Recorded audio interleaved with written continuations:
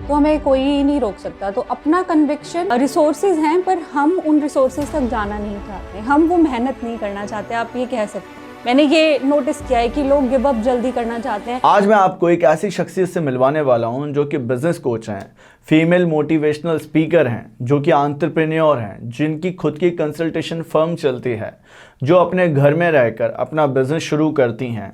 उनकी बातें आप सुनिएगा, क्योंकि आप इस वीडियो में समझेंगे कि कैसे काम शुरू करना है, भारत में कितनी संभावनाएं हैं, कितने आप प्रोडक्ट्स बना सकते हैं, कितना आप काम शुरू कर सकते हैं। आपके सामने संभावनाओं पर आपको सिर्फ और सिर्फ क्या करना है, छोटे छोटे स्टेप्स लेने हैं। इस वीडियो में आप बने रहिएगा, क्योंकि एक इंटरव्यू आपकी लाइफ पूरी बदल देगा, जहां पर मैं बहुत सारे क्वेश्चन साथ में डिस्कस करूंगा और आपको बताऊंगा कि किस तरह से कैसे काम की शुरुआत होती है। तो स्वागत है सरिता जी आपका हमारे चैनल पर आने के लिए। आज हमारे व्यूअर्स को आप अपने बारे में बताइए। थैंक यू यदु जी। सबसे पहले तो मैं आपका धन्यवाद कहना चाहती हूँ इस इंटरव्यू के लिए और आपके काम के लिए। जो मैंने आपके वीडियोस देखे हैं, आप काफ़ी स्मॉल बिजनेस ओनर्स को मोटिवेट करते हैं और बहुत अच्छा काम कर रहे हैं, तो उसके लिए हार्टिएस्ट कॉन्ग्रेचुलेशंस। मेरी स्टोरी बहुत ही एवरेज सिंपल इंडियन गर्ल की है। एक मिडिल क्लास फैमिली में मैं बड़ी हुई। मेरे फादर आर्मी ऑफिसर थे, तो काफ़ी डिसिप्लिन के साथ हम लोग बड़े हुए हैं। लेकिन मेरे फादर हमेशा हमें छोटी छोटी चीज़ें रोज़ सिखाते थे, बताते थे। उसमें एक चीज़ जो वो हमेशा कहते थे, वो ये कहते थे कि बेटा, एक इंसान ही एक ऐसा प्राणी है जो दूसरों के लिए कुछ कर सकता है, अपने लिए तो जानवर भी जीते हैं। तो वो उस बात ने, आई थिंक बहुत छोटी थी मैं तब, मेरे एक जहन पे बहुत गहरा इम्पैक्ट छोड़ा था। तो मुझे हमेशा बचपन से लगता था कि मुझे दूसरों के लिए कुछ करना है। काफ़ी वेग है, बट बचपन से शायद मेरा ड्रीम यही था कि मुझे दूसरों के लिए जीना है या दूसरों के लिए कुछ करना है।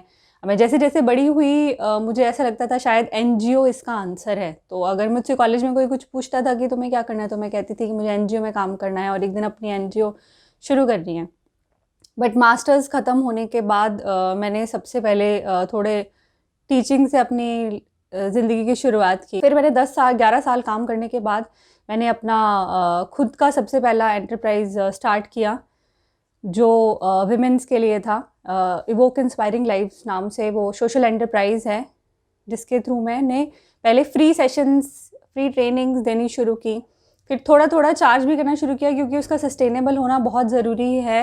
मैं तब तक समझ चुकी थी कि एनजीओ सस्टेनेबल मॉडल के लिए बिल्कुल। तो मैं आई थिंक इतना कुछ देखने के बाद मैं ये समझ चुकी थी कि NGO is not the way forward, क्योंकि आप हमेशा किसी के ग्रांट से अपना काम नहीं चला सकते। आपको दूसरों के लिए भी कुछ करने हैं, तो आपके पॉकेट्स इतने कंफर्टेबल होने चाहिए कि आप दूसरों के लिए कुछ कर सकें। भारत में एक ऐसी महिलाओं का तबका है जो कि बिजनेस शुरू करना चाहती हैं, पर वो बिजनेस करने के बारे में अवेयर नहीं है कि किस तरह से फील्ड्स में जाएं, कैसे काम करें।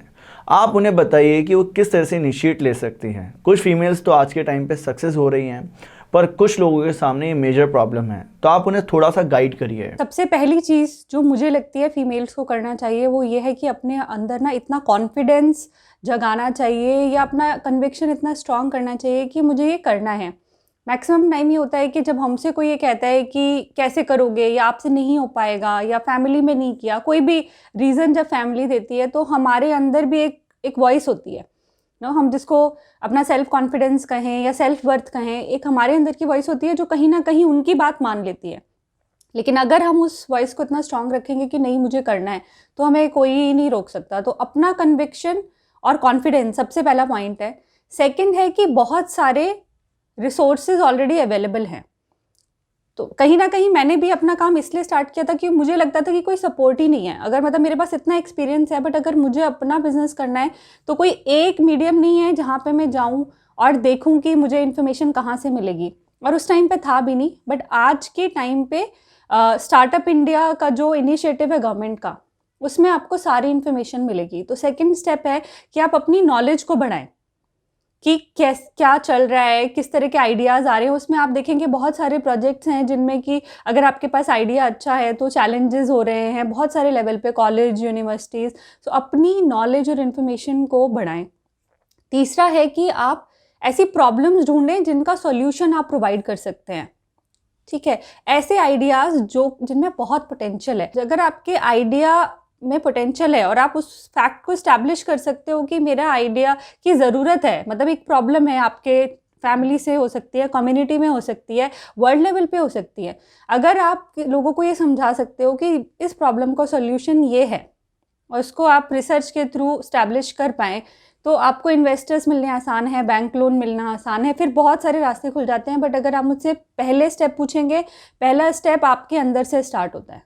सबसे पहले आपको अपना कॉन्फिडेंस लेवल, अपना अवेयरनेस लेवल, अपना नॉलेज बढ़ाना होगा एंड फिर आप एक्सटर्नल सपोर्ट की तरफ जाएं। हमारे इंडिया में एक माइंडसेट लोगों का बना हुआ है कि अगर फंड्स होंगे तो ही बिजनेस शुरू हो सकता है। तो आप ये बताइए कि अगर किसी के पास में इन्वेस्टमेंट ही नहीं है सपोज, तो वो कैसे काम की शुरुआत कर सकता है। हम हमारे चैनल्स पर तो यही बता रहे हैं सारे वीडियोस में कि आपको पैसा नहीं चाहिए बिजनेस करने के लिए, आपको इंटेंट चाहिए। तो आप भी थोड़ा सा गाइड करिए उन महिलाओं और उन व्यूअर्स को जो कि आज इस वीडियो को देख रहे हैं। मेजर रीज़न इंटेंट है।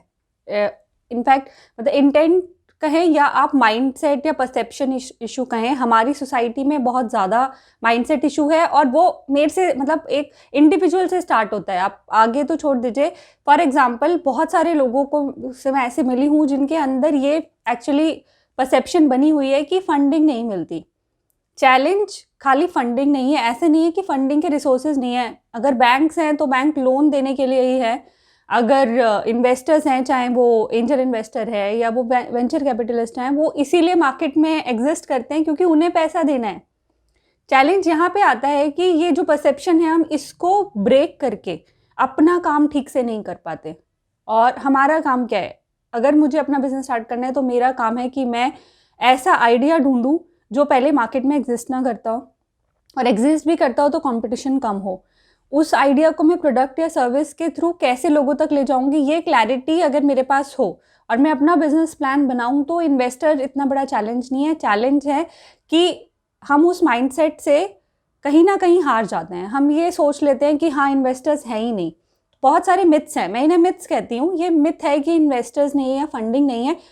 चैलेंज यहाँ पे आता है कि मेरा प्रोडक्ट या सर्विस का मैंने ना मार्केट रिसर्च किया है, ना मैंने अच्छे से बिजनेस प्लान बनाया है, ना मैंने सही जगह पे कांटेक्ट किया है। क्योंकि अभी इतने सारे इंक्यूबेटर्स हैं, एक्सीलरेटर्स हैं, जहाँ अगर आप अपना आइडिया लेके जाते हो और उसमें पोटेंशियल है तो वो आपको उस आइडिया को मार्केट तक कैसे लेके जाना है या प्रोडक्ट का कैसे शेप देना है, उतनी हेल्प भी अवेलेबल है। बहुत सारी यूनिवर्सिटीज़ में आजकल इंक्यूबेटर्स हैं। मैंने बहुत सारी फीमेल एंटरप्रेन्योर्स को ऐसे इंक्यूबेटर्स के पास भेजा है या वहाँ पे वो ऑलरेडी काम कर रही हैं। They really help. But challenge ये है कि रिसोर्सेज हैं पर हम उन रिसोर्सेज तक जाना नहीं चाहते, हम वो मेहनत नहीं करना चाहते, आप ये कह सकते हैं। मैंने ये नोटिस किया है कि लोग गिव अप जल्दी करना चाहते हैं। ये ज़्यादा कंफर्टेबल है कहना कि मार्केट में इन्वेस्टमेंट नहीं मिलता या कोई सपोर्ट नहीं करता, पर मेहनत करना थोड़ा मुश्किल है। तो आप दोस्तों अगर आप हमारे साथ में जुड़े रहना चाहते हैं तो इस चैनल को सब्सक्राइब करके बेल आइकन को दबाइएगा ताकि वीडियो की सारी नोटिफिकेशन मिल पाएँ। आने वाले टाइम पर भी हम बहुत सारी ऐसे इंटरव्यू की सीरीज़ बनाएंगे जो आपके लिए काम की होगी। तो मिलते हैं दोस्तों नेक्स्ट वीडियो में।